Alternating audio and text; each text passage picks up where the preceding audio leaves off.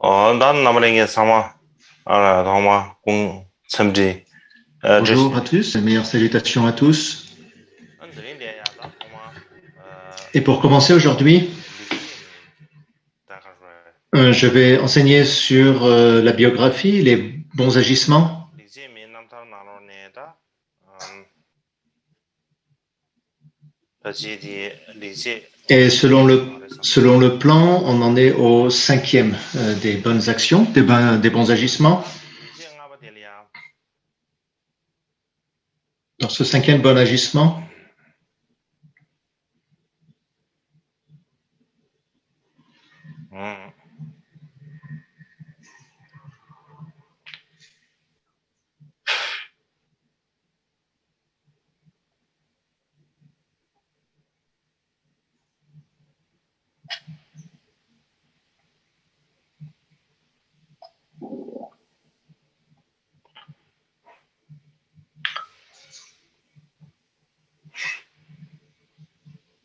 다 리지 응아바디, 다지당기 삽세 완도 세비미나, 아는 완도 쉬어라 selon le plan, c'est la partie des préliminaires et c'est le cinquième. C'est-à-dire, une fois que la méditation a pris racine dans mon être, comment j'ai détourné cet intérêt à cette vie. Le texte dit, j'ai vu que tous les grands êtres ou les simples gens, comme un fleuve qui dévale, nous partirons nous tous les mains vides, nus et les mains vides. Quand je voyais cela, comment les 8 dharmas mondains de cette vie auraient-ils eu la possibilité d'exister même dans un de mes rêves? Je considère cela comme un de mes bons agissements.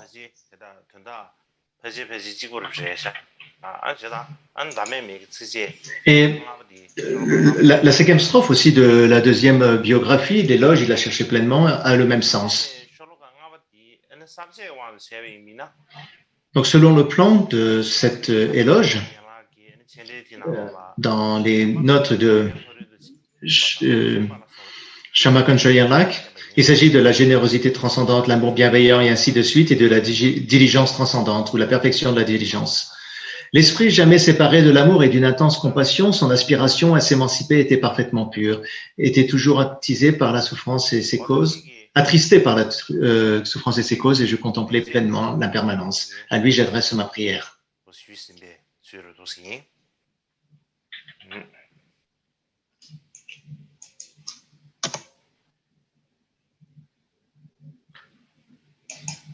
Je vais d'abord commencer par expliquer la cinquième strophe des bons agissements. Dans Mikyo Dorje a écrit dans ses instructions sur l'application à son récit de libération.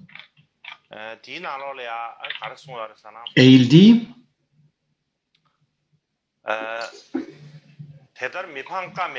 il n'y a donc pas d'autre moyen que de se désespérer, car la vie, le corps et les biens ne restent pas un seul instant.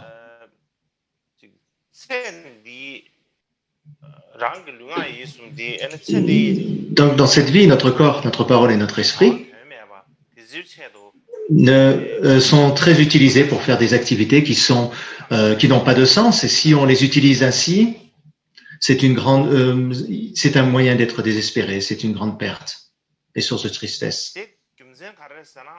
Pour quelle raison il en est ainsi?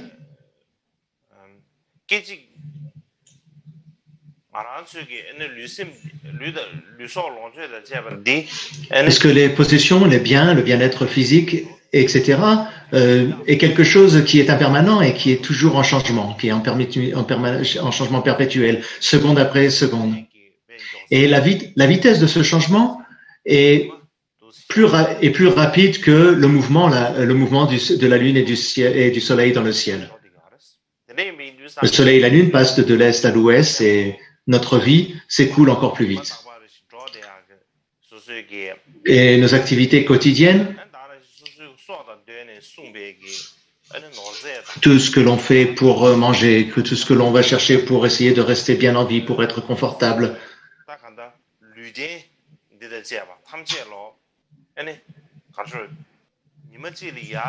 Et pour son propre corps, pas simplement qu'une journée, mais chaque seconde après seconde, notre corps va vers son extinction.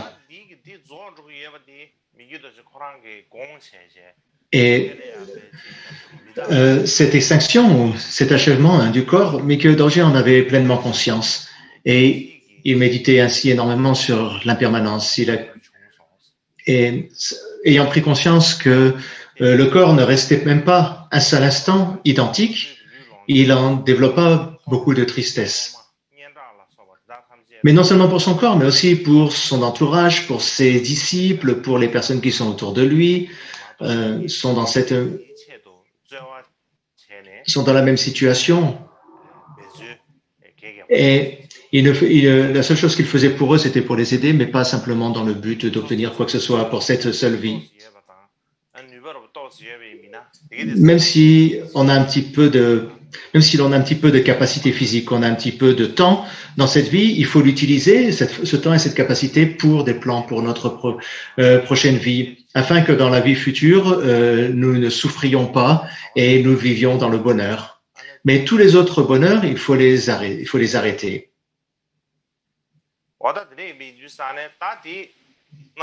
Il faut mettre fin à tout autre plan.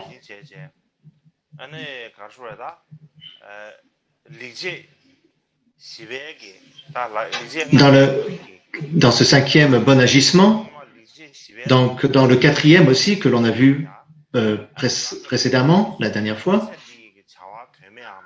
on a montré que si on utilisait notre corps, parole, esprit pour des choses inutiles de cette vie-ci, c'était une grande perte et que c'était quelque chose qui pouvait nous rendre tristes. Donc si on y réfléchit, comment identifier que quelque chose n'a pas de sens? Qu'est-ce que cela signifie de dire que les actions pour le bien de cette vie sont inutiles? Il existe de nombreuses façons d'expliquer cela. Quand nous lisons les ouvrages écrits par les maîtres du passé, ils disent que toutes les actions que nous faisons et qui ont pour but le bien de cette vie sont inutiles. C'est ce qu'ils nous disent. Donc, mais pour quelle raison nous disent-ils cela? Si on y réfléchit vraiment,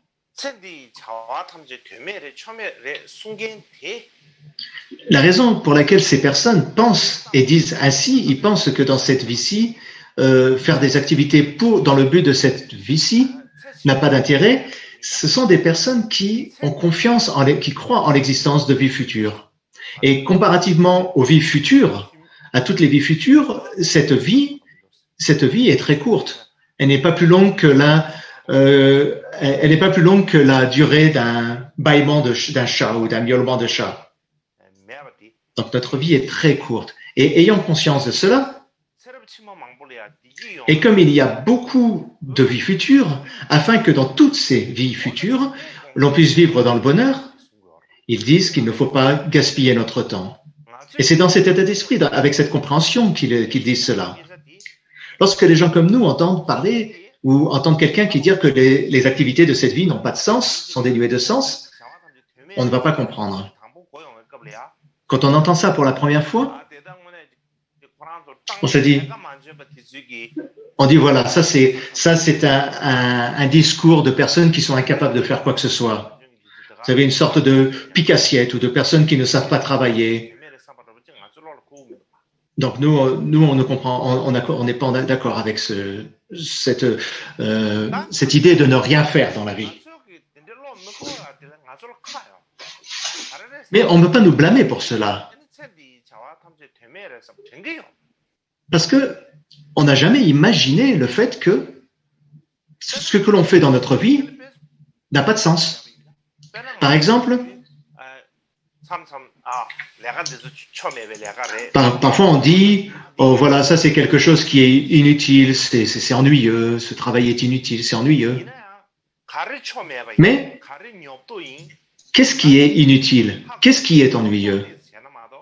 Il nous faut un tout petit peu étudier, un petit peu analyser pour essayer de comprendre pourquoi on dit que quelque chose est inutile ou que quelque chose est ennuyeux. Sinon, on ne comprendra pas. Prenons un exemple. Et prenons l'exemple de quelqu'un qui part à 9 heures du matin.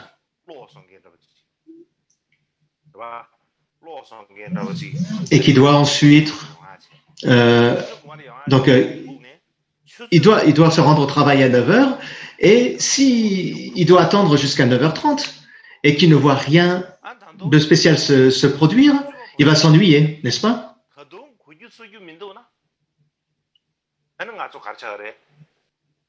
Quand on voit, voilà, quand on a attendu pendant 30 minutes et que l'on voit que rien n'arrive, que rien ne se passe, on va s'ennuyer ou on va même s'énerver un petit peu. Et s'il faut attendre encore plus longtemps, à ce moment-là, ils verront qu'ils perdent leur temps et qu'il n'y a rien d'utile. Ils ne voudront pas attendre plus longtemps. Donc ça, c'est une façon facile de comprendre comment on va s'ennuyer. Par exemple, prenons un autre exemple. Vous devez prendre le train à 3 heures pour vous rendre, à 3 heures de l'après-midi pour vous rendre à Bodh Gaya. Donc vous arrivez à la gare et vous devez patienter pendant 4 heures, mais que finalement, vous attendez le train qui ne vient pas et à la fin, vous entendez une annonce au micro. Vous ne pourrez pas partir avant le lendemain à 3 heures de l'après-midi. Alors ça va vous ennuyer, hein, n'est-ce pas? Vous allez vous dire,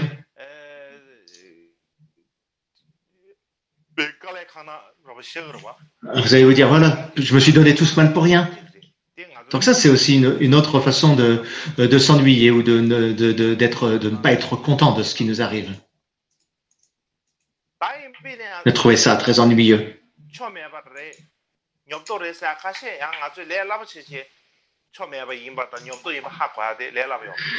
Mais même si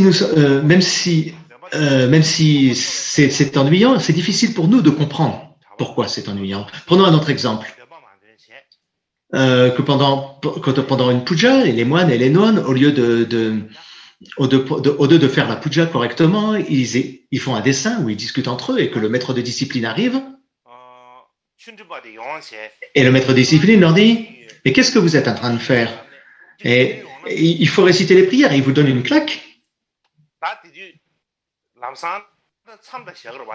Donc bien sûr, tout de suite vous allez vous arrêter, mais à l'intérieur de vous,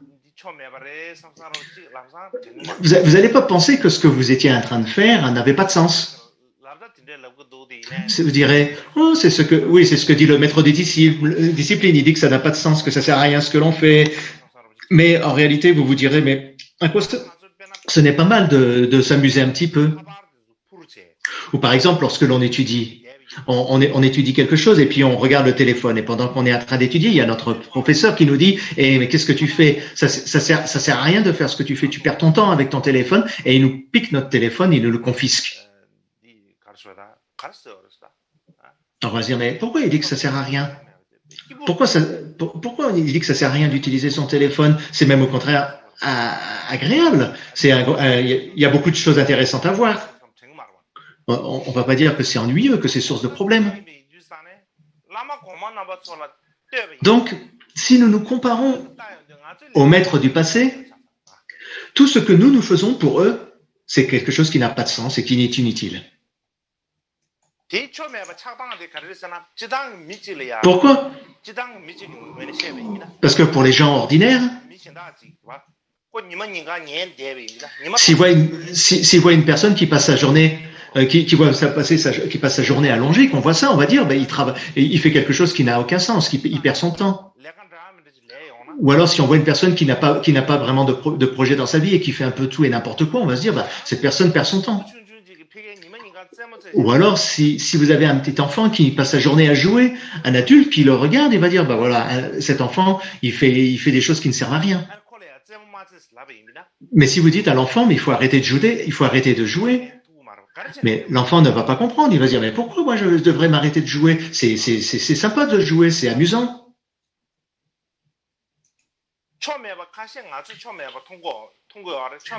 Donc, il y a des choses en fait qui n'ont pas de sens, mais dont on peut se rendre compte. Et il y a aussi des choses qui n'ont pas de sens, mais dont on ne sait pas, on ne se rend pas compte qu'elles n'ont pas de sens. Et c'est pour ça ce que nous disent les maîtres. Les maîtres vont nous dire que certaines choses que l'on fait n'ont pas de sens, mais on n'est pas forcément capable de comprendre. Le mot va être le même, ça va être c'est quelque chose d'inutile, mais la façon dont on va réagir, la façon dont on va comprendre ce message, ça va être très différente selon les individus. Par exemple, dans le passé, il y avait de grands savants. Alors il y avait le Geshe Botowa et un autre geshe qui s'appelait un autre geshe. Donc tous ces deux, donc c'était deux grands maîtres geshe très célèbres chez les Kadampa. Donc ils avaient en commun aussi beaucoup de disciples. Et une fois, les étudiants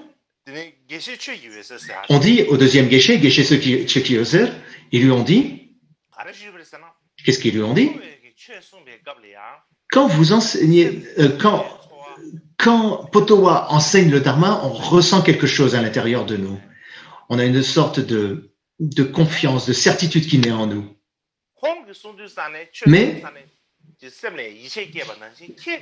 Mais quand vous enseignez le Dharma, nous ne développons pas autant de certitude, nous n'avons pas ce même ressenti à l'intérieur de nous.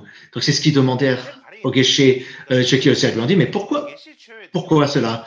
Donc Geshe Chekyoser leur a dit. Ils ont dit, oh, quand j'enseigne, eux, ils ne ressentent rien, alors que quand Potowa enseigne, ils ressentent quelque chose. Donc il était peut-être un petit peu triste. Hein. Ouais, il devait peut-être un petit peu les regarder comme ça.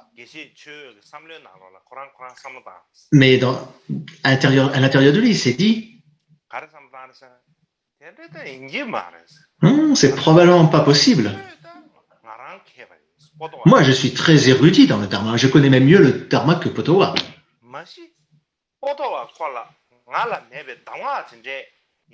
Donc, il n'est pas possible que Potowa puisse avoir des instructions que je ne connaisse pas. Ou alors, il a quelque chose. Il a une instruction que je ne connais pas. Donc, un jour, il est allé écouter les enseignements de Potowa. Il est parti écouter les enseignements de Potowa. Et après l'enseignement,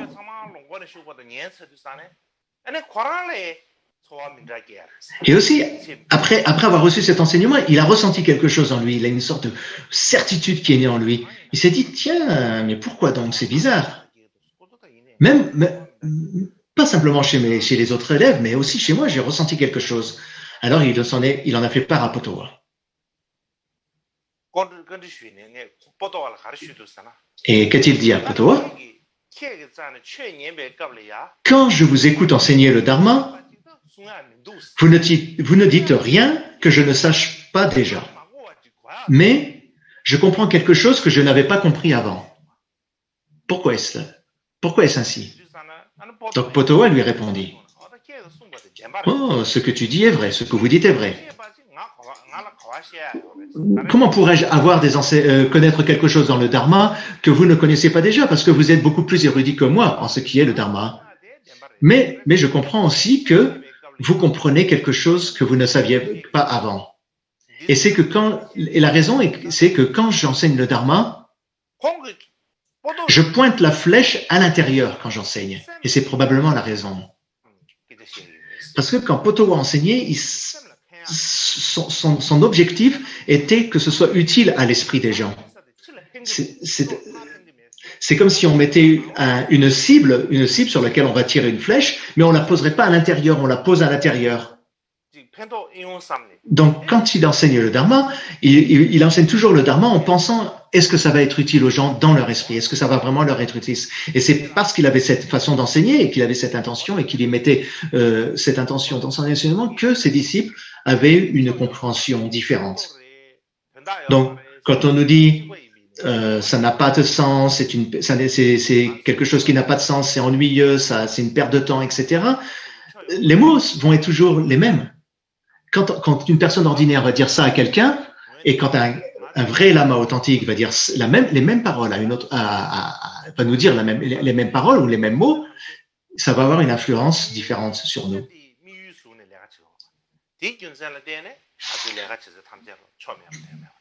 Pourquoi? Mais pourquoi vont-ils nous dire que ce que l'on fait n'a pas de sens? C'est parce que nous, ce que l'on fait, d'une manière générale, c'est simplement pour que cela nous soit utile dans cette vie-ci, mais pas forcément pour les autres vies. Donc pour eux, c'est quelque chose qui n'a pas de sens.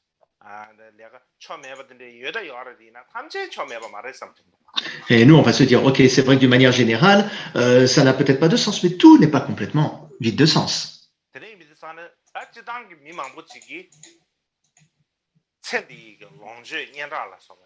Donc pour beaucoup de gens, dans le but, les gens vont agir s'efforcer à travailler pour obtenir de la joie, pour obtenir des bienfaits ou du bien-être matériel dans cette vie-ci, pour obtenir de la célébrité, etc.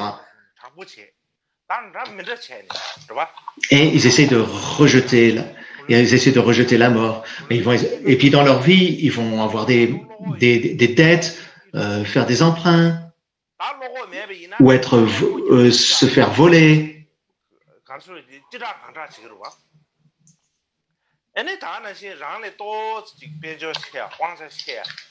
Aussi, et donc, on va peut-être mépriser aussi les personnes qui nous sont inférieures. Bon, les personnes qui sont un tout petit peu meilleures que nous, on va avoir de la jalousie envers eux. Et les personnes qui sont comme nous, qui sont de même niveau, on va se dire, c'est par exemple, ils ont un nouveau iPhone, on va vouloir aussi soi-même s'acheter un iPhone. Si quelqu'un a une moto, acheter une moto, et mais moi je veux une moto encore meilleure, encore un peu plus belle que celui qui la vient d'acheter.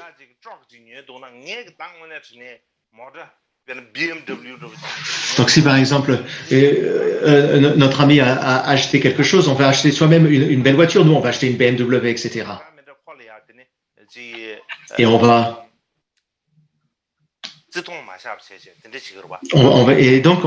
agir ainsi toute notre vie sans respecter l'autre personne.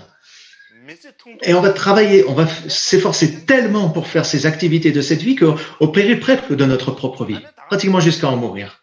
Et pourtant, cette vie, elle est très courte. Donc, pour soi, être heureux, être de bienfait, etc., c'est quelque chose qui va nous être utile. Et quand c'est quelque chose de positif qui nous arrive, on est content. Mais quand les autres ont un problème, quand nos ennemis ont un problème, quand les ennemis souffrent, on va être content, on va dire, oh, bah, ça, c'est les bénédictions des protecteurs qui les ont punis, etc.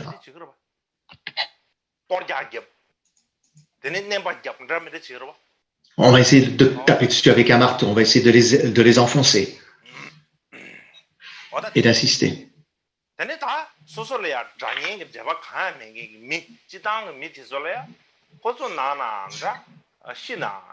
Et puis les personnes avec qui on n'est pas en bonne relation, à la limite, pour eux, envers eux, s'ils sont malades, qui ont des problèmes, s'ils meurent, on en est complètement indifférent. Bon, on ne pense même pas à eux. Donc c'est à peu près la situation de tout le monde, n'est-ce pas? Mais par rapport à Mikio Dorje, quelle était sa personnalité? Quel genre de personne était-il? Il n'était pas comme une personne ordinaire. Et les personnes ordinaires ne font des activités que pour cette vie-ci. Et ils ne font des activités que pour que les gens qui sont de leur clan réussissent et que les autres échouent. Mais Mikio Dorje n'avait aucun intérêt pour cela. Et il le disait aussi aux autres, il leur disait, non mais si vous agissez ainsi, ça n'a pas d'intérêt et en plus ça n'a pas de sens. Mais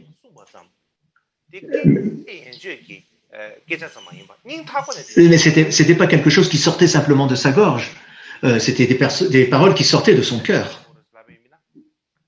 Mais comment peut-on savoir cela?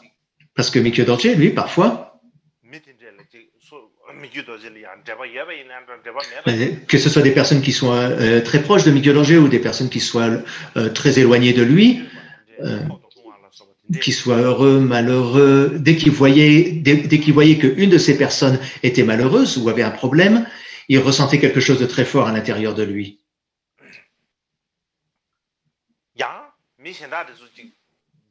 Encore? Et quand il voyait que les autres, par exemple, étaient heureux et que tout se passait bien, et il en était très content, il en était pleinement réjoui.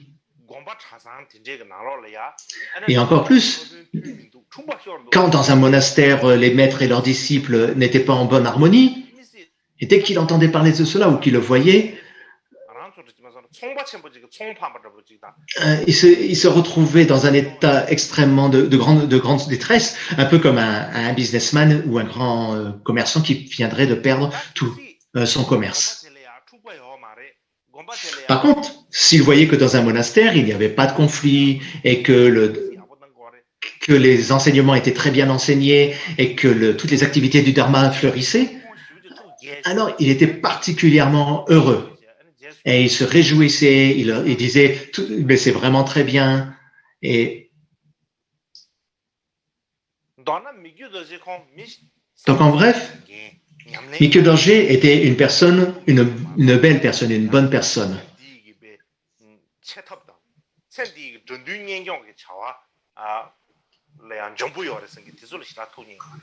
Donc il n'était pas très, et lui n'était pas très intéressé à des activités très ordinaires et très mondaines.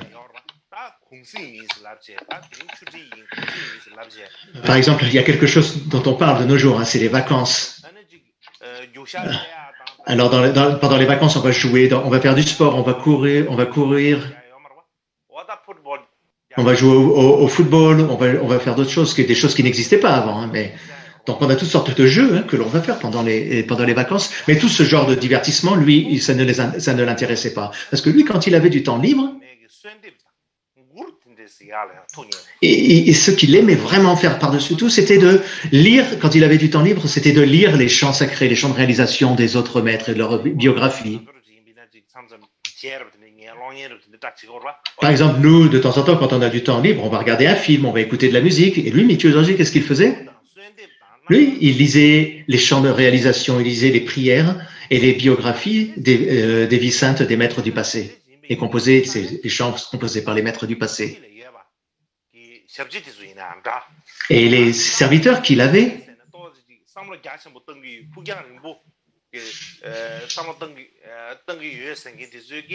et ceux qui pensaient, bon, c'est qui pensait au karmapa, mais dans une vision assez globale de ce qu'est le karmapa, il disait à Mikyo Dorje, tous les karmapas du passé étaient au-dessus, étaient mis sur la tête de tous les rois de Chine.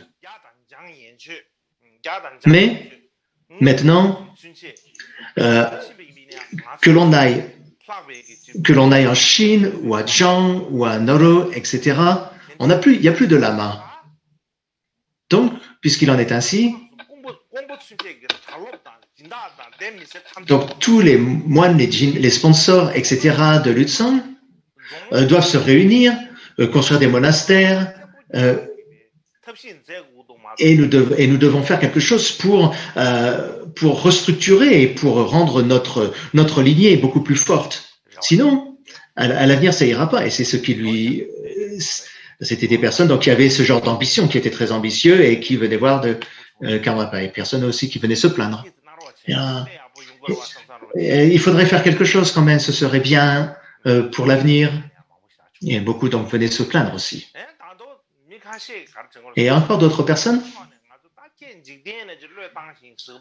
Oui, vous dites que vous avez abandonné toutes les préoccupations mondaines, mais nous, les préoccupations mondaines, si on n'en a pas un petit peu, on ne fait pas un peu d'intérêt pour ça, personne ne nous respectera. Si vous ne prêtez aucune attention aux activités ordinaires, personne ne nous respectera, personne ne nous tiendra en considération. Donc, à moins que vous fassiez, si vous ne vous intéressez pas un petit peu aux activités du monde, à quoi ça vous servira de vous réincarner, de revenir dans le monde, puisque vous ne vous intéressez pas au monde? Et Mikyo Dorje leur a répondu, oh là là, Akakara en tibétain, oh là là en français, mais votre façon de penser est terrible.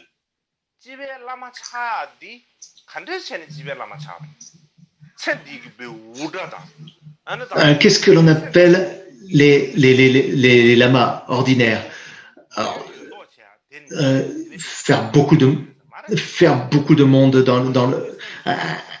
Un lama pour le monde, c'est quoi? C'est pas un lama qui est célèbre, qui fait beaucoup de choses, mais c'est une personne qui a vraiment la bodhicitta au fond de lui. C'est celui qui va vraiment essayer d'aider les êtres. Mais ce n'est pas par rapport à ce que l'on est capable de faire dans le monde, ce n'est pas par rapport à la force ou au pouvoir que l'on a dans le monde.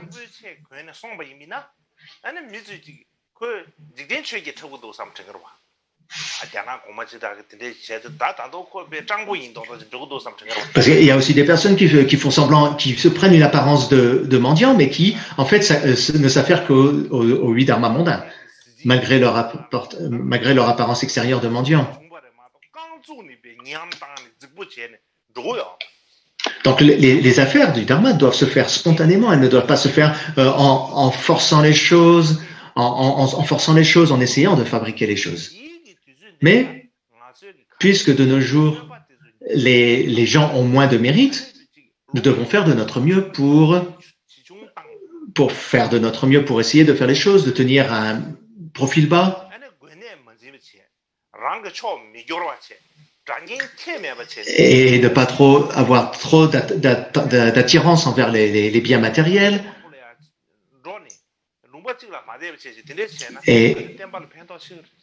Et en essayant d'être très simple, en essayant de rester profil bas, mais tout en voyageant et en enseignant dans les différents endroits, alors là, ce sera vraiment utile pour le Dharma. Demain, je vous parlerai plus du grand campement. Et le grand campement, c'était quoi? C'était un campement, c'est-à-dire qui se déplaçait d'endroit en endroit. Donc, c'est-à-dire, c'était un campement qui ne restait pas au même endroit. Pourquoi cela? Parce que si l'on reste au même endroit, donc toutes les personnes vont venir pour nous aider, effectivement, si on reste au même endroit. Les habitants, tous les villageois, tous les gens qui vivent dans la même région vont avoir de la dévotion et vont tous nous aider matériellement parlant. Mais ça sera pas très bon parce que sinon on va devenir complètement partial. Donc c'est pour ça qu'il faut passer d'un endroit à l'autre, ne pas rester au même endroit. Donc si l'on agit ainsi, ce sera plus utile pour le Dharma et on fera encore mieux le bien des êtres.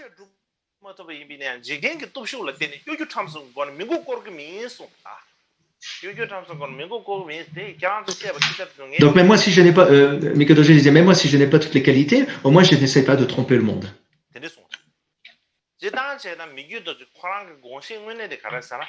Donc quel est Donc Mikyo Dorje, lui, à l'intérieur de lui, il n'avait aucun intérêt pour le monde et il aspirait à aller en retraite. Et il en a fait souvent part aux gens autour de lui, mais les gens lui ont dit, si vous partez, ce sera très néfaste pour l'enseignement et pour votre activité du Dharma. Parce que sinon, s'il ne l'avait pas retenu, Mikyo Dorje serait parti comme Milarepa. Serait parti dans des endroits où il n'y a personne, et dans des endroits en tant que yogi errant. Parce que lui, ce n'était pas son intérêt. Il n'aimait pas vivre dans ce grand campement et de devenir le lama, le responsable d'un grand groupe de personnes.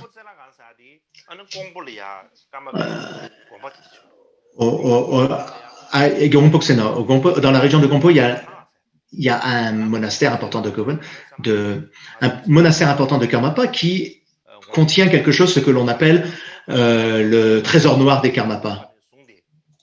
Et à partir tous les Karmapa depuis Dusum Khenpa, toutes les offrandes qui ont été offertes par tous les rois mongols et les rois de Chine à tous les Karmapa depuis Dusum Khenpa sont dans ce trésor noir de Gompo.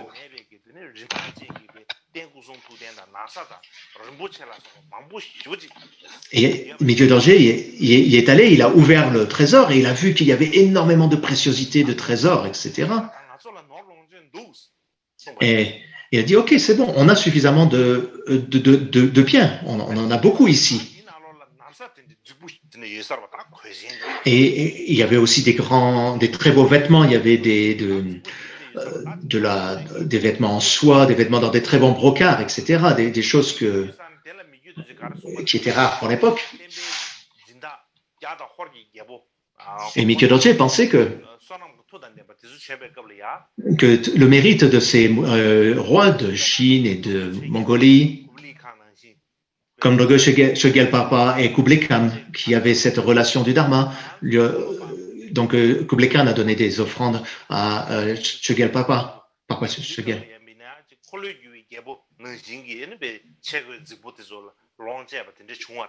Et d'autres de ces maîtres possédaient tous les ornements des rois du Dharma. Mais de nos jours, au Tibet,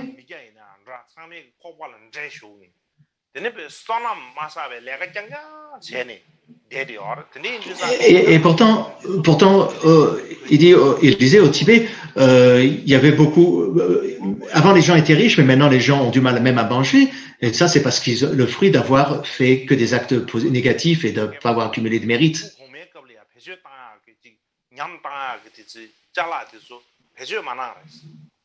Et il dit, on n'a pas utilisé tout, et on a beaucoup de trésors et on ne les a pas utilisés. Dans ce trésor,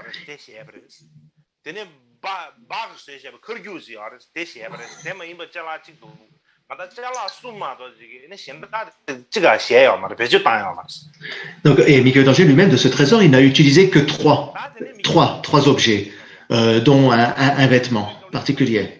Donc, quand Mikyo Dorje s'est rendu à Krongpo,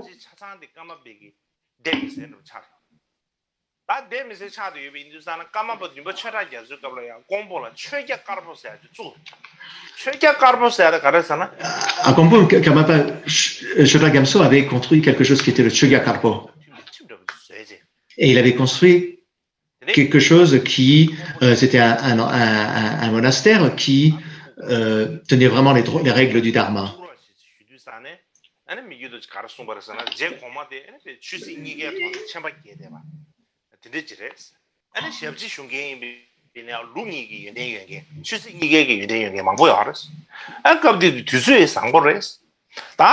Mikyo Dorje leur a dit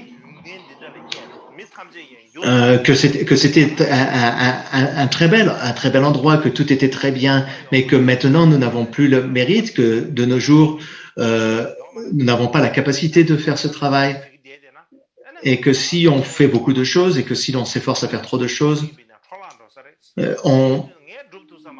je ne pourrai rien faire parce que sinon on ne fera que du mal à tout ce qui a été accompli jusqu'à présent. Donc il s'est rendu dans le Hor, dans la région actuelle de Nakchu. Le ministre s'appelait Hor Tapalbum. C'était dans la Mongolie.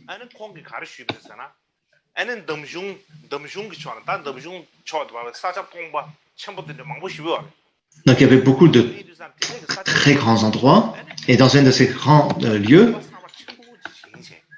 il a construit un très grand monastère. Et il a pris des gens de la région de Jiang pour en faire des moines. Et environ peut-être 30 000 moines. Et il voulait que ce soit le lieu principal, du grand campement. Il en a fait part à Mikyo Dorje. Et Mikyo Dorje a dit non, je ne veux pas.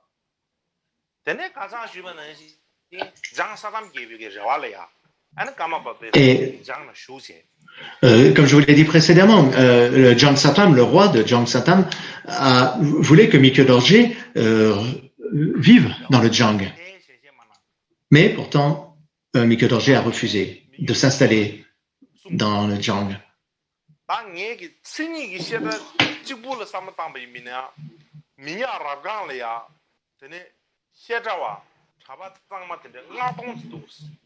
Il dit par exemple, dans un monastère à Minya Rabrang, il y a 5000 moines. Si j'en faisais tous des moines du Karmapa, ce serait possible, mais ça n'aurait pas d'intérêt.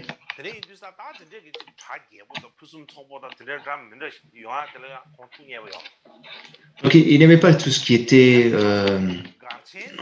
précipité ou tout ce qui était, comment dire, trop mondain, si j'ai bien compris.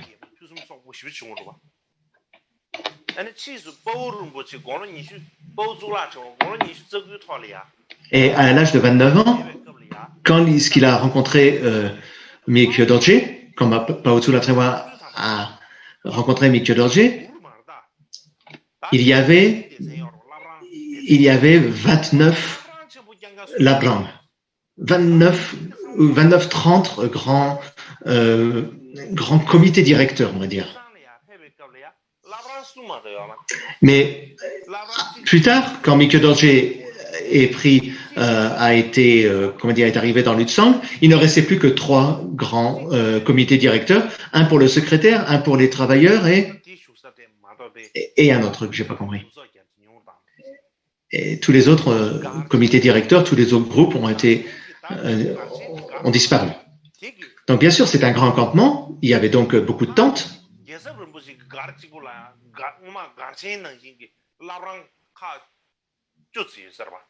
Avant, à l'époque de Kelsap Rinpoche, il y avait aussi 10 grandes tentes ou 10 grands. Mais Mikyo Dorje a tout détruit, a fait tout disparaître. Donc il ne reste que plus que 5 ou 6 comités directeurs. Donc il s'est produit beaucoup de choses de ce style avec Mikyo Dorje.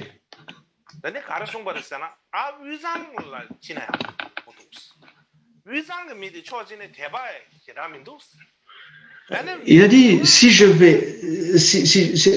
vais dans le Lutsang, les gens n'ont pas beaucoup de foi, n'ont pas beaucoup de choses à offrir. Il y a pas non plus d'herbe, pas beaucoup d'herbe, donc ça sera difficile pour les chevaux pour manger.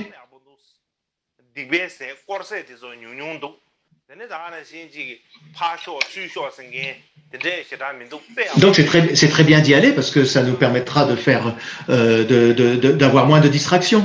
Et donc il est parti dans le Lutsang. Et ses amis Kampa ou ses disciples de Kam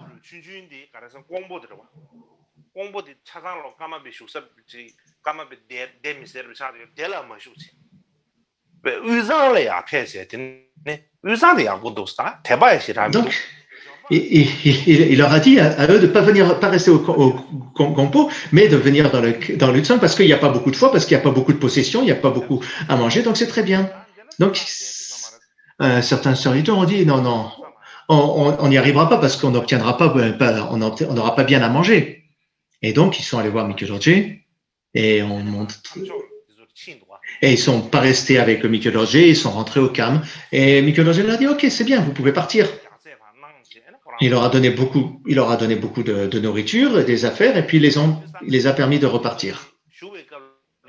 Donc, à l'époque de Mikyo Dorje, bien sûr, il y avait beaucoup de personnes qui faisaient des offrandes, mais ils n'essayaient pas de les garder.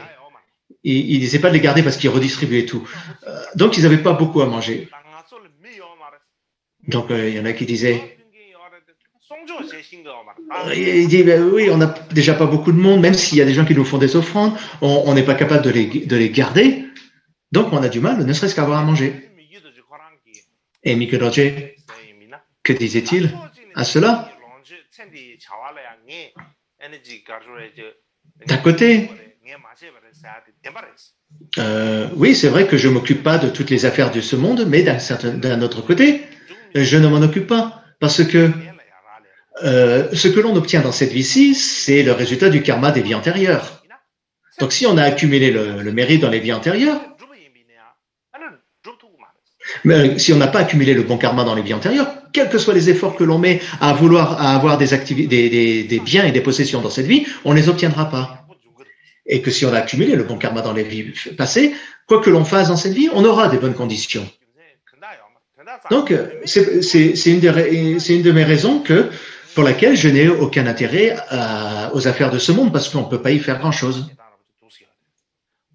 Donc, c'est aussi une façon de comprendre son esprit ou sa personnalité.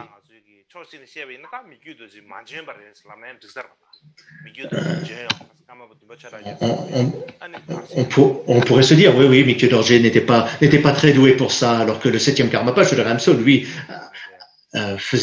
avait un grand campement très prospère et qui s'occupait autant de la politique qu'il s'occupait que du dharma, et il était très bon dans les deux cas.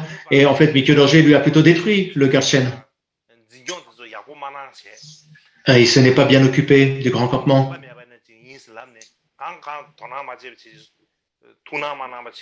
Ça ne l'intéressait pas et il ne s'intéressait à rien. Donc c'est vrai, on peut dire ça. Mais si on regarde le Dharma, sous l'aspect du Dharma, donc lui, il agissait exactement en accord avec le Dharma. Donc d'une certaine manière, si on regarde simplement que le Dharma, il avait tout à fait raison.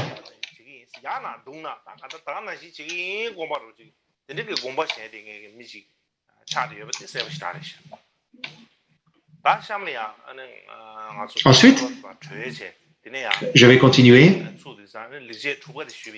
Et quand on va revenir, je vais vous parler de la sixième bon agissement. Donc, je vais essayer de faire mon mieux pour finir les instructions sur la cinquième et la sixième des bons agissements.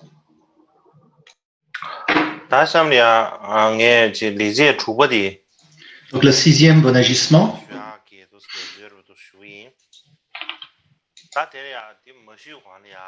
Mais avant de commencer,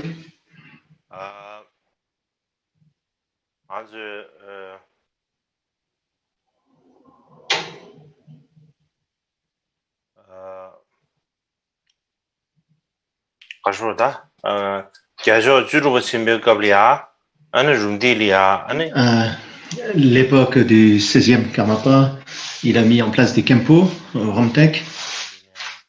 Et quand je suis arrivé en Inde,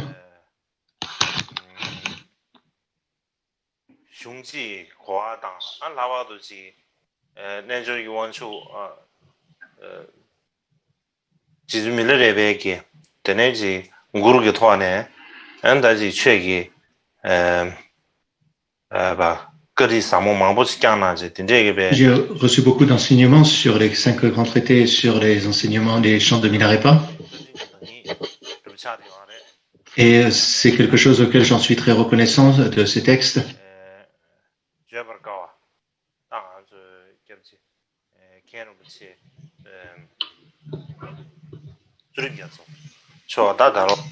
Et je les ai reçus de Khenpo Tringapso Rinpoche,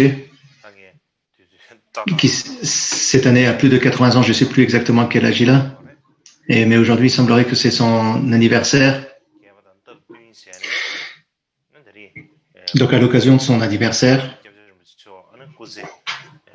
je fais des prières pour que Kyabje Rinpoche puisse vivre longtemps et pour qu'il puisse accomplir spontanément le bien des êtres et du Dharma.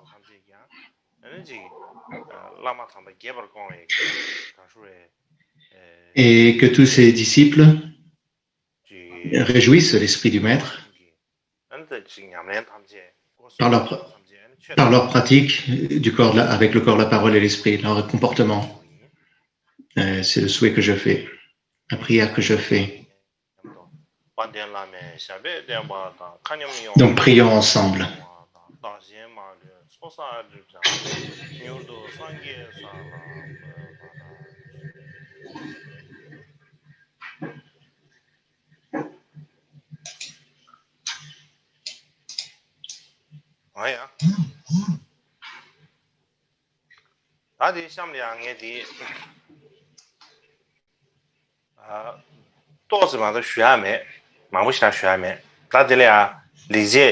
Donc, je n'ai pas beaucoup à dire sur ce qui a précédé, je n'ai pas plus à rajouter. Donc le sixième, bon agissement. Donc c'est le dernier des préliminaires. C'est le prise de refuge, les 3 joyaux qui ne trompent pas. Et le texte racine dit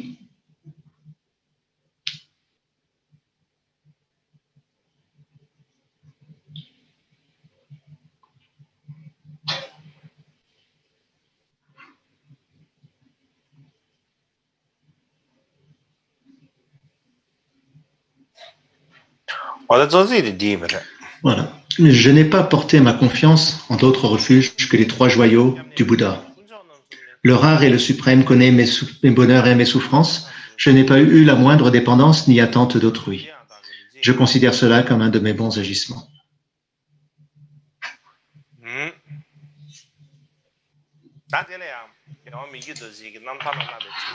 Et dans l'entraînement à la biographie de Mickey Dorje, il est écrit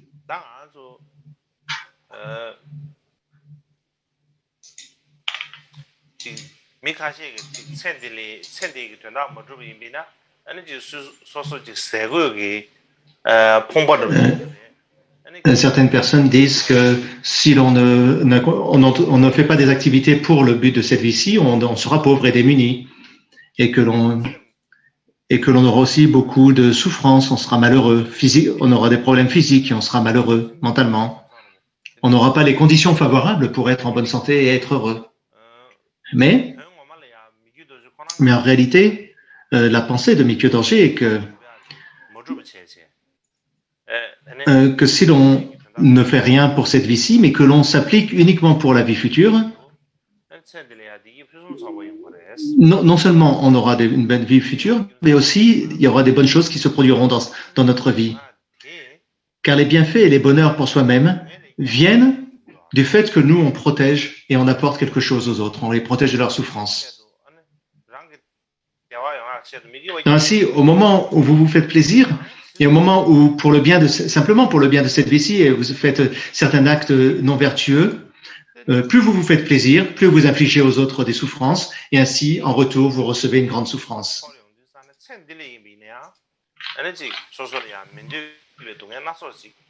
Donc, puisque l'on fait des actes négatifs pour se faire plaisir et que ça fait du mal aux autres, en retour, on reçoit de la souffrance. Mais parfois, nous ne nous en rendons pas compte. Parce que, à cause de notre obscurité mentale, à cause de notre ignorance, nous ne voyons pas avec nos yeux que nos mauvaises actions entraînent des souffrances diverses dans cette vie. Car nous sommes trop contaminés par l'ignorance, donc nous ne comprenons pas. Mais les trois joyaux, eux, nous expliquent cela. Et ceux qui ont du mérite pour comprendre cela, ils obtiennent une compréhension certaine à l'intérieur d'eux.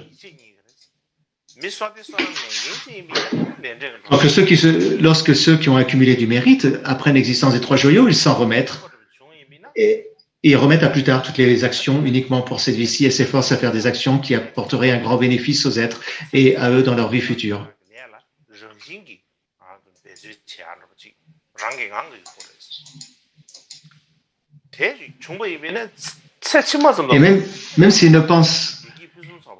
Et même s'ils ne pensent qu'à recevoir en retour du bien, du bonheur et des bonnes choses pour cette vie-ci,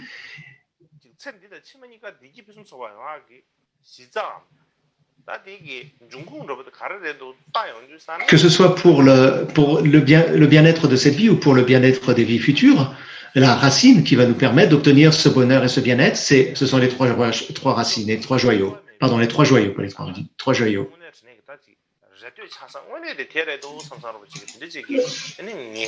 Donc c'est pour ça que les trois joyaux sont notre véritable source pour tout le bien-être. Et il faut avoir cette certitude. Et une fois que l'on aura cette certitude,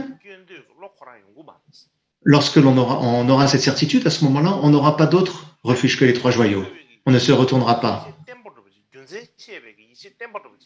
Donc, une fois en ayant compris la raison, on a cette confiance en les trois joyaux, il peut se produire qu'il y ait quelque chose une catastrophe naturelle ou une maladie ou des problèmes. À ce moment-là,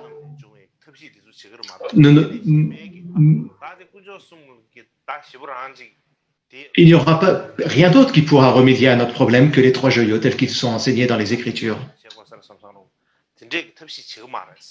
On ne cherchera pas de l'aide à l'extérieur. On ne cherchera pas une autre aide que dans les trois joyaux. Donc c'est donc important d'avoir confiance en les trois joyaux. Quand on a confiance en les trois joyaux, on aura une très bonne attitude.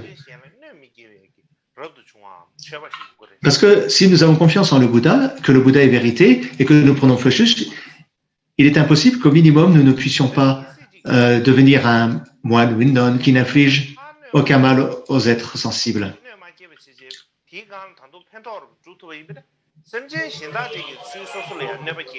Et si cela se produit, que donc on ne fait de mal à personne et qu'on aide les êtres, à ce moment-là, les gens autour de nous les gens qui sont censés vont nous aider, car nous faire du mal n'aurait aucun sens.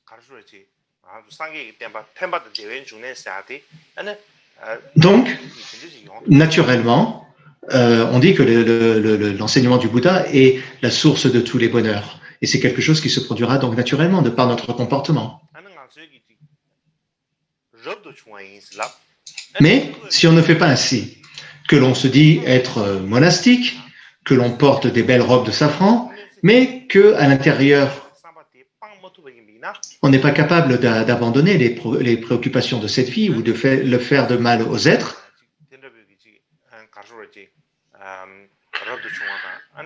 même s'il y a ce genre de moine, ce ne sera pas considéré comme étant une source de refuge par les gens.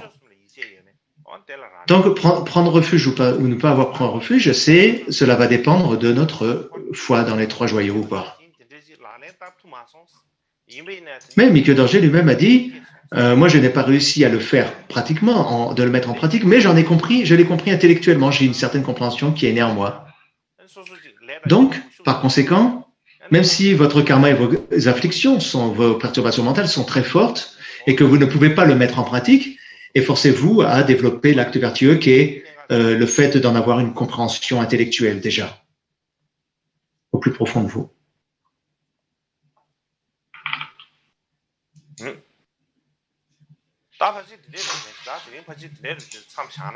Donc voilà pour aujourd'hui, je pense que c'est suffisant pour aujourd'hui. Demain, on fait une pause, demain c'est les vacances, après-demain aussi c'est les vacances, donc 2 jours de pause, et puis on continuera après. Et comme je vous l'ai annoncé hier, je vous donnerai un enseignement sur le grand campement des karmas, le Garchen. Voilà pour aujourd'hui. Voilà ce que j'avais à dire pour aujourd'hui. Et nous arrêtons là. Merci.